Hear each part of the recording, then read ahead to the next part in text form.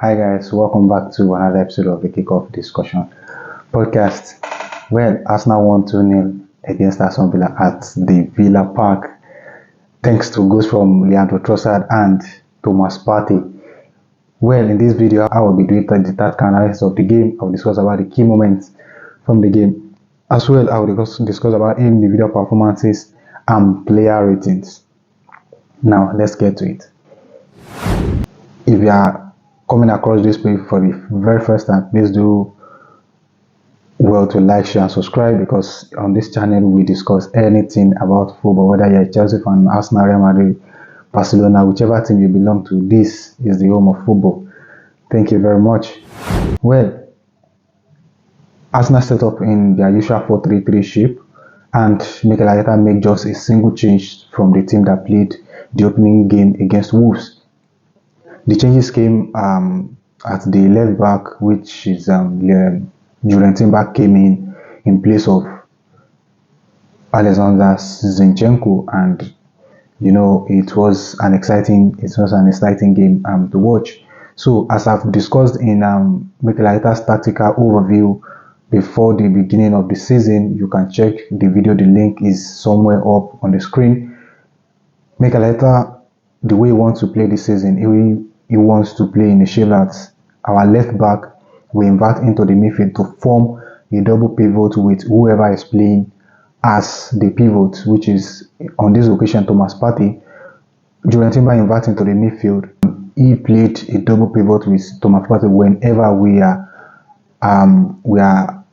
in the first phase of the build-up, and you have Martin Odegaard and Declan Rice behind the second line of pressure. So what this does is that we have this box midfield, which means Arsenal have more men in the midfield, and we create a kind of 4v3 situation in the middle of the park, which is Arsenal have an extra man in the middle of the park. And our shape changes to 3-2-5, which means we have Julian Timber and Thomas Partey playing as the double pivots, and we have Martin Odegaard, Declan Rice, Kai Havertz, Bukayo Saka, and Gabriel Martinelli. They all play in the attacking phase of the game. What happened is that whenever we are in the first phase of the build-up, we have enormous space on the left and the right side of the pitch in the opponent's half for the likes of Declan Rice to exploit, and then for Martin Odegaard to exploit as well. So this kind of box-shaped midfield creates some kind of open space in the middle of the park for Arsenal to play. And in the first half, it's so unfortunate that we do not take advantage of these spaces enough, and we are free to play in between those half spaces. And sometimes in the first half we are so sluggish in possession because we are free to take chances, and we do not play fast as we used to. We are not at our best in the first half. So the second thing that this formation did for us is that it gives our central defenders enormous space to play simple passes to break the line of pressure from Aston Villa. However, we could not take advantage of all these situations in the first half, and things changed for us from the 60th minute. I would say things changed from the 60th minute, and we found that rhythm, and we were able to start playing those passes in between half spaces, and we are actually advancing the ball into the final third, which we should have been doing in the first half. So this kind of thing, we were just so lucky that Aston Villa did not score ahead of us. If that was the case, I think this game would have been a completely different game for us. Moving on to the key moments in the game. As I said earlier, we were lucky enough not to have conceded a goal in the first half and early in the second half as well. And in the first half, Gabriel Magalhaes made a mistake which nearly led to Ole Watkins scoring the opening goal for Aston Villa. But lucky enough for us, the ball was wide in the first half, and in the second half, Amadou Onana's efforts struck the crossbar, and Ole Watkins got a free header, which David Raya did perfectly well to save. That saves alone kept us in that game, and it gave us that advantage to find our rhythm, and eventually we got the 2 goals. The first goal came for Leandro Trossard in the 67th minute when Martin Odegaard provided a beautiful through pass into the byline, where Bukayo Saka was able to play a pass across the 18-yard box, where Leandro Trossard eventually scored the opening goal for Arsenal. That point was just a turning point for us, and we were able to get to find that rhythm. We were able to play in between those half spaces, and things were just perfect for us from that point onward. And in the 77th minute, the same thing happened. Bukayo Saka was also heavily involved. He provided a fine pass for Thomas Partey on the edge of the 18-yard box, who converted brilliantly well into the bottom left corner. This goal by Thomas Partey was just a perfect and outstanding one for him. He tried a shot in the first half, and eventually he got his goal in the second half. Majority of Arsenal fans were groaning about Thomas Partey as well, that he wasn't good enough defensively, but that wasn't the case from my own perspective, because when he was sloppy defensively today, but that doesn't mean he contributed a lot in that game, and eventually got rewarded with a goal. So I'm just delighted that it turned out well for us. And moving on to individual performances and player rating. For me personally, I will start from David Raya. The save that David Raya made in that 54th minute of the game completely changed the dynamic of the game. If Aston Villa had scored from that opportunity, the game would have been extremely difficult for us to play. However, thank God for David Raya, and that save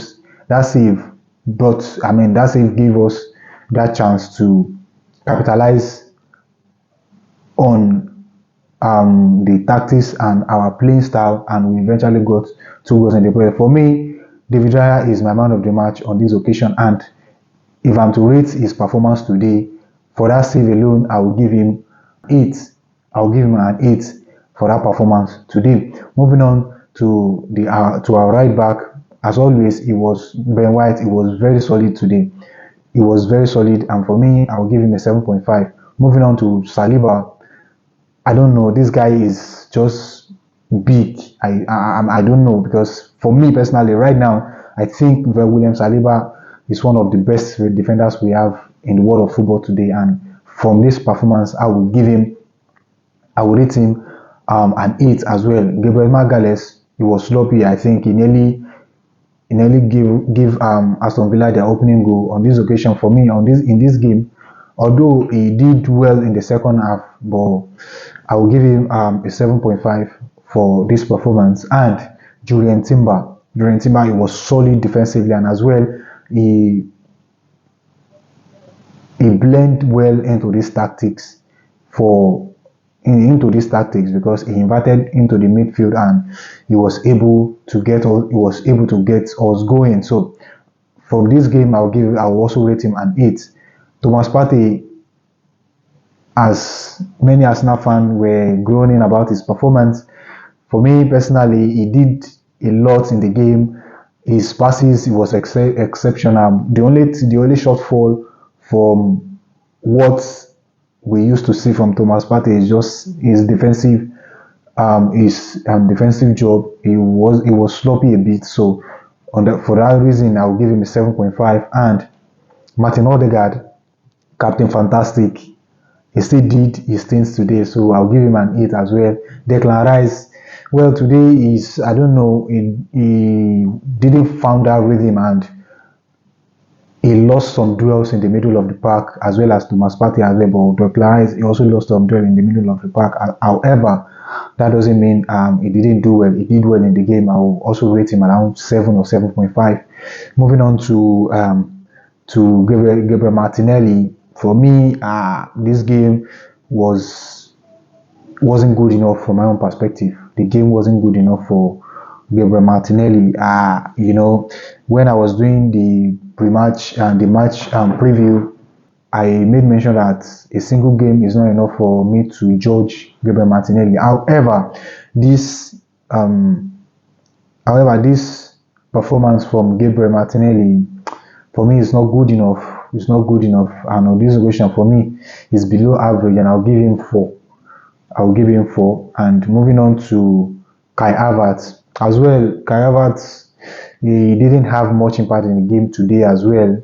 He did some things, but his impact wasn't felt in this game. So for that, I'll rate him. I'll give him a 5.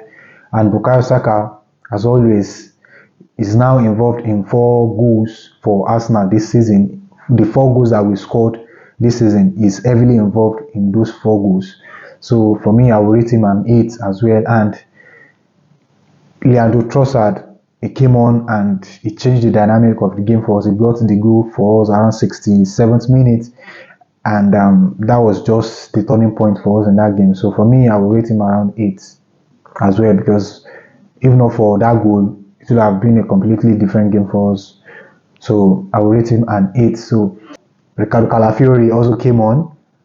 So Ricardo Calafiori, it was solid, as always. He made important tackles in the later part of the game, and for me, I'll give him, because he came on in the second half, he didn't play much minutes, so I'll rate him around 6. So Reiss Nelson as well, he did not have much thing to do from the game in the game, so I'll rate him around 5. And overall, Mikel Arteta, well, the way we started the game wasn't good enough from my own perspective, and I think his team talk in the at halftime actually do a lot, and that brings us back into this game. So for that reason, for me, I will rate him around 7.5 for this game. So that will be all for the player rating. Let me know your player rating in the comments below. Let me know if you agree with my player rating, and I'll look forward to your comments and your thoughts. So that will be all for this video. If you are new, please kindly like, share, subscribe. We are just coming across this page for the very first time. Please do well to like, share, and subscribe. Of course, on this channel we discuss everything that has to do with football. Whether you are a Chelsea fan, Arsenal fan, Real Madrid, whichever team you belong to, this is the home of football. Thank you very much for your support, and I'll see you in another episode, and bye for now.